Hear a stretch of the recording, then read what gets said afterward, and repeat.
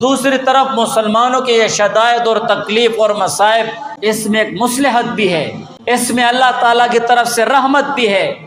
کہ حضور پاک صلی اللہ علیہ وسلم نے فرمایا امتی ھذہ امۃ مرحومۃ،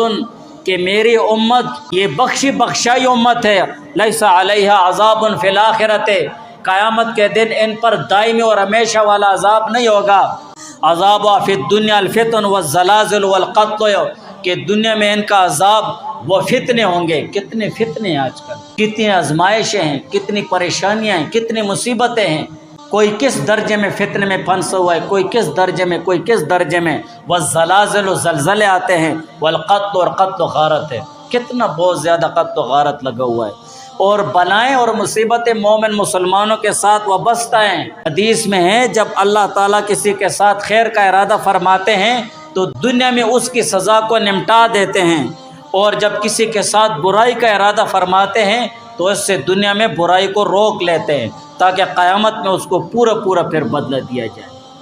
تو یہ جو آزمائشیں آ رہی ہیں، تکلیفیں آ رہی ہیں، یہ ہمارے اعمال بد کا نتیجہ ہے۔ ہمارے اعمال بد کی طرف نظر کر کے ان مصیبتوں اور پریشانیوں کو دیکھو تو یہ اللہ کی طرف سے عذاب ہے۔ اللہ تعالیٰ کی رحمت کو دیکھو اور آخرت کو دیکھو، آخرت کے حوالے سے یہ پھر اللہ تعالیٰ کی طرف سے خیر بھی ہے جب ہم اس پر صبر کریں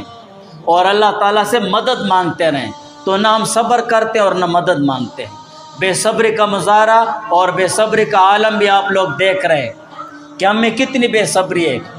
کتنی برائیوں پر ہم اتر آتے ہیں۔ اسی وجہ سے حدیث پاک میں ہے، حضور علیہ السلام نے فرمایا بلائیں مومن کے ساتھ وابستہ رہتی ہیں، اس کے نفس میں، مال میں اور اولاد میں، حتیٰ کہ وہ ایسی حالت میں مر جاتا ہے کہ اس پر کوئی گناہ نہیں ہوتا ہے۔